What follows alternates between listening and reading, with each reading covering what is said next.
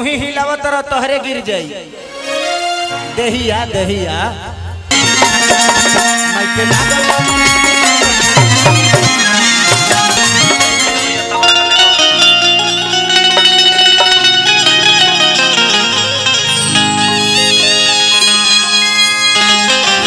I love you.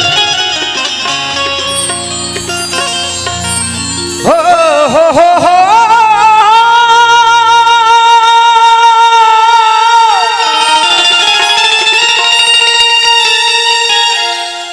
हो हो हो हो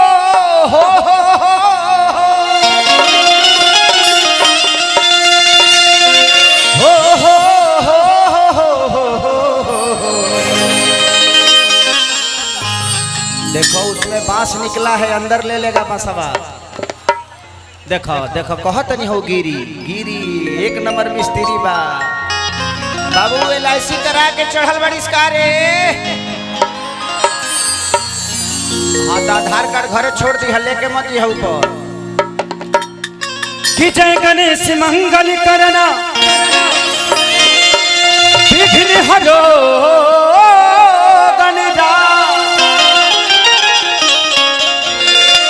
एक दंत करी बरी बदना सीधी करो मम का।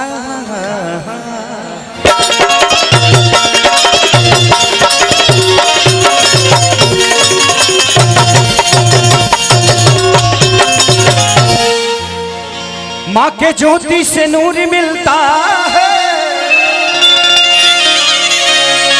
सभी के दिलों को सरूर मिलता है। माँ के दरबार में जो जाए खाली हाथ उसे कुछ ना कुछ जरूर मिलता है।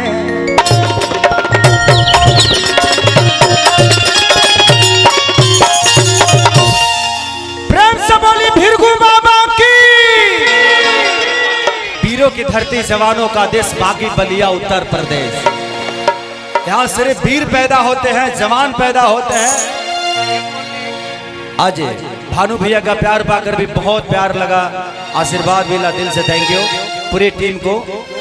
आइए को देवी भजन गाए, वैसे भी कलाकार बहुत बड़े हमार बहुत प्यारा भाई दुगो आइल बड़न जा, अंकुश राजा, विजय चौहान, शिल्पी राज। तो आज कलाकार का महाउत्सव है, आप लोग तो है ही हैं, हम कलाकारों का भी महाउत्सव है। तो दिल से सारे कलाकारों को मेरे तरफ से भी प्रणाम है कि आप लोग अपना प्यार खेसारी को ऐसे ही देते रहिए। किस्सा चलता रहा कि भीड़ लागल बया पार तो पूजैया होता है राजा। एगो गाना हमारो शिल्पी के बड़ा हिट भइल रहा कि हमरा राजा के तू ताला पटबल खिड़की हवा झुरु झुरु लागे। यही लय में कहे के बा राजन भैया, तनी भैया साउंड वाला भैया तनी ढोलकवा के बढ़ा दी, तनी ढोलकवा रिदमवा पर दे दी तनी। भीम भाई ठीक हो गई ले का भरले एड्स भर लगा तेरा एड्स भर लगा।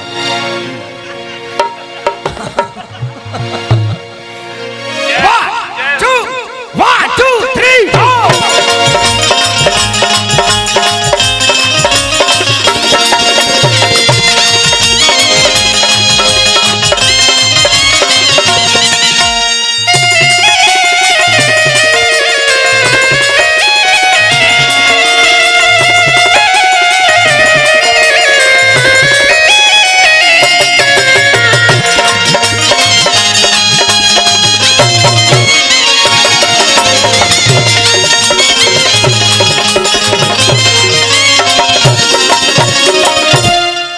समस्या है ये पथवे जो है ना, थोड़ा सा खाली कर दे, नहीं तो दुल्हा दुल्हन हमारे आ नहीं पाएंगे। आज जिनके वजह से हम लोग यहाँ पे पधारे हैं, आप सबका आशीर्वाद लेने के लिए आए हैं, तो इस पथ को थोड़ा खाली कर दीजिएगा ना, तो दुल्हा दुल्हन को आने का हो जाएगा। पथवे बना है उसको थोड़ा खाली कर दीजिए, जो पथवे बना उसको खाली कर दीजिए, नहीं तो जब तक वो आएंगे नहीं कार्यक्रम बंद रहेगा। खेसारी लाल चाहे कोई भी क्या करेगा, जिनके लिए कार्यक्रम आप सबके लिए हुआ है, लेकिन उनका भी रहना जरूरी है, वो भी खेसरिया को देखना चाहते हैं, ऐसा थोड़ी है कि सजल दरबार बाबे भक्ति के लहार तब जैया होता है राजा, तो सजल दरबार हरि सजल दरबार भक्ति के बनहार तब जैया होता है राजा।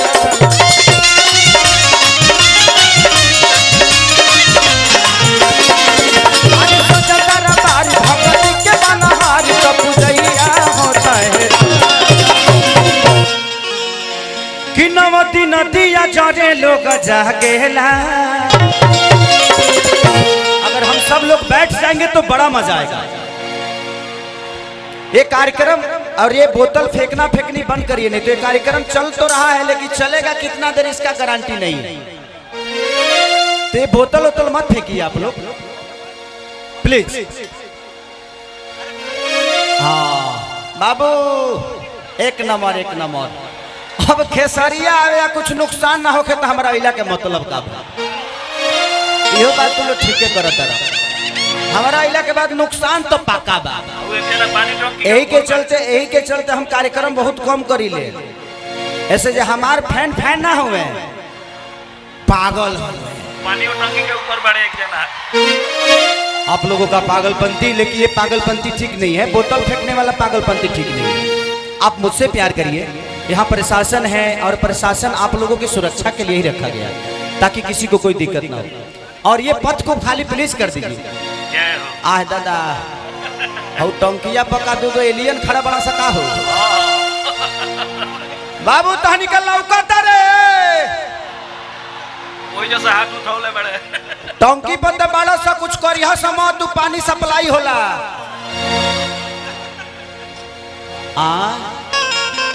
क्या नाम है बेटा, क्या नाम है?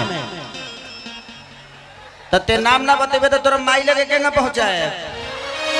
भाई देखिए कोई आदमी है फिल्म रिलीज करके रोड पे छोड़ दिया है, प्लीज आप अपना पोस्टर संभालिए। रुक जो है जी, रख तोरा माई के रोक रोक सर। आप पानी फेंकेंगे और यहाँ कैमरा चल रहा है और कैमरा चल रहा है, कोई भी कैमरे में आ जाएगा ना तो आप लोग को दिक्कत होगा। मैं नहीं चाहता कि आप लोग को दिक्कत हो, आप लोग मेरी जान हो। प्लीज बोतल वोतल मत फेंका करिए। भाई ये जिसकी भी बेटी है भैया प्लीज आप अपने बेटी को स्टेज से लेके जाइए। बेटा चिंता मत कर, तोर बाबूजी तोर भाई ले के चक्कर में पड़े हैं, ते बहुत डिस्टर्ब करत हो, यही से तोरा कहना छोड़ के निकल बड़े काम पर तहार ही। हाँ हो जी जो तोर मौसा बोला तेरे जो हो जी बाबू मौसा लगे मौसा नया नया मौसा ही बड़े तोर रोम दिया तो पानी पियोत रहो कि नवती नदिया चारे लोग जागे ना तो माई के लागल बावे निमिया पछुल का बलवा गजोर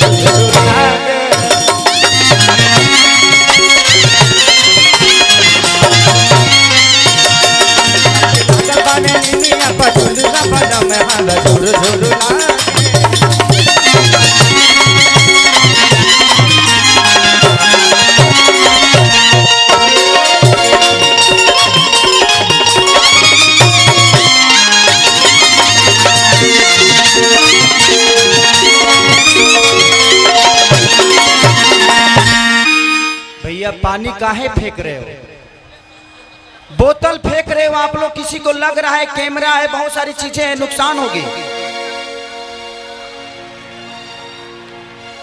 हाँ थोड़ा सा देखिए यहाँ थोड़ा सा जाम है, खाली कर दीजिए आप लोग यहाँ का जाम, ताकि वो दुल्हा दुल्हन आ जाएंगे। पूरा खाली है, थोड़ा सा जाम है तो थोड़ा सा साइड हो जाइए ताकि पथ से लोग आ जाए दुल्हा दुल्हन। और प्लीज मैं रिक्वेस्ट कर रहा हूँ भैया आप लोग प्लीज बोतल मत फेंकिए, पीने के लिए दिया गया है ना, वही जी पियल वही जी निकाल डालो। हाँ अब जाए आवे के दिक्कत हो, हम जाना था नहीं, कोई बैठने वाला नहीं है, इसलिए बैठाने के चक्कर में मैं नहीं पढ़ूंगा। ए में केहू बैठे वाला नहीं, के हमार अच्छा के हमार हित लगेला जो हमार बात मान जाई, सभे तो हमारे खेसरिया खातिर पागले बा केकरा कहीं आई लव यू तो माइके लागल बाबे निमिया पर झुलुका बन महागा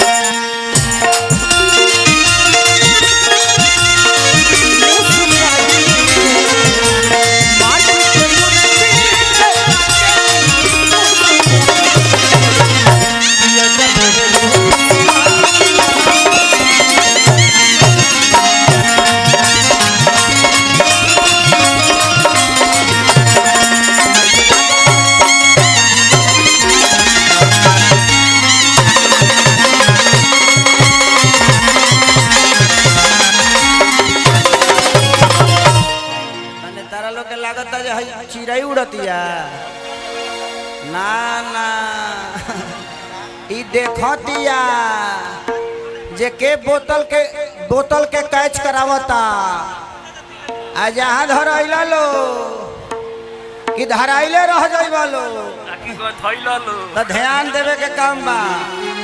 आज आप लोगों को देखिए सबसे बड़ी चीज कि अगर हम कुछ गलत करते हैं ना तो हम अपने राज्य के अपने मिट्टी को अपने लोगों को साथ गलत करते हैं। आज प्रशासन इतना लगा हुआ है आप सबके सुरक्षा के लिए लगा है। अगर हम कुछ गलत करेंगे तो ये प्रशासन का ये समाज का अनादर होगा। नहीं के सुनात ए भाई बोलो कि सुनात नहीं खे का कहीं हो तनी हे साउंडवन में बढ़ा दो हे साउंडवन में हाँ एमे बढ़ल बा तब जौन ऊंचा बा ओमे बढ़ावा जौन ऊंच बा तनी नहीं के सुनाते से बोतल फेंकत ना हो। हाँ ना ना ठीक बा तो खेसरिया के देख लेलो ओके तू लोग जिंदा खेसरिया के देख ले लो। औरतिया कहतिया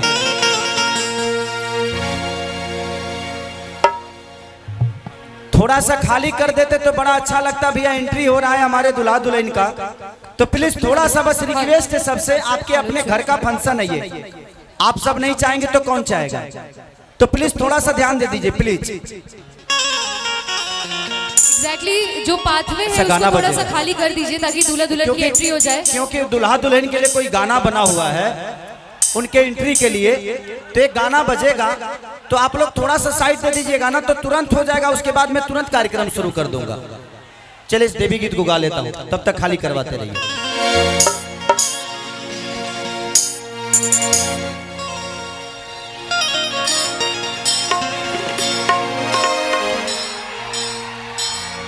कि माई रौर दया होई इहे बाटे आसारा पूजा करे खातिर आइल बनी बलियारा सारा कि माई तोहर दया होई इहे बाटे आसारा पूजा करे खातिर आइल बनी बलियारा सारा।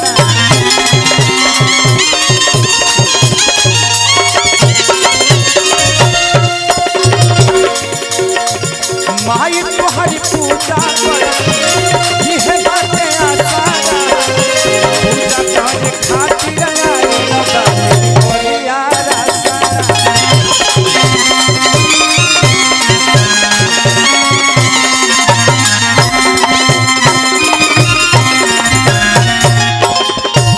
वाह वाह कि दर्शन पाके तो भागिया जागेला। थोड़ा सा साइड दे दीजिए ताकि नहीं तो जितना उधर लेट होगा उतना कार्यक्रम में भी लेट होगा। तो माइके लागल बावे निमिया पर झुलुआ बन महार झुलुआ लागे।